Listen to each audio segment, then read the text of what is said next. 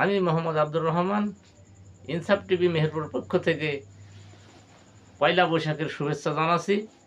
আমি আজ আমার লেখা একটা কবিতা আবৃত্তি করব। কবিতার নাম হয়েছে পহেলা বৈশাখ।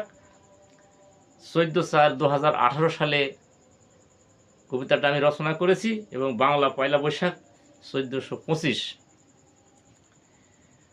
1425 সালের পহেলা বৈশাখ, উলুধ্বনি দিচ্ছে সবাই, বাজাইতেছে শাঁখ। মঙ্গলের শোভাযাত্রা, অমঙ্গলের বার্তা, মুশরিকের জয়ধ্বনি, ইসলামের লাপাত্তা।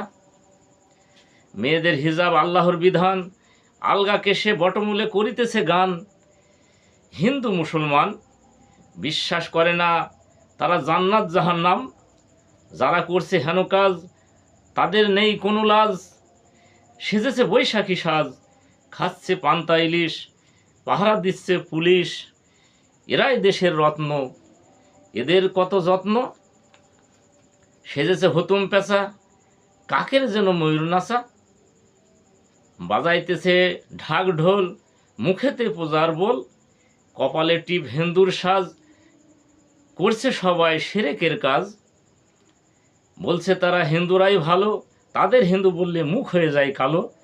ভারতেও তো দেখি পহেলা বৈশাখ আছে, তাদের তো দেখি না এত বেহায়া সাজে।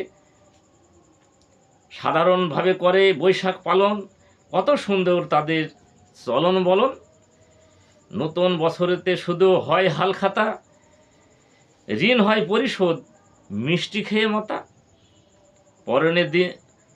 পুরানো দিন চলে যায়, আসে নতুন সাল। স্বাগতম জানাতে কেউ হয় না বেসামাল। পরিবারের পাপের ভার কর্তাকে নিতে হবে, সমাজের পাপের ভার সমাজপতি পাবে। প্রজার পাপের ভার বহন করবে রাজা, সৃষ্টিকর্তা রাজাকে দেবেন বড় সাজা। কহিল রাজা থাকবে না কোনো সভ্যতা, থাকবে না কোনো কুসংস্কার। অসভ্যতাই এখন সভ্যতা, সভ্যতার নাই দরকার। মানুষের চেয়ে বড় সম্পদ এ জগতে আর নাই, কোনো সম্পদই আর সম্পদ থাকবে না মানুষ যদি না রয়।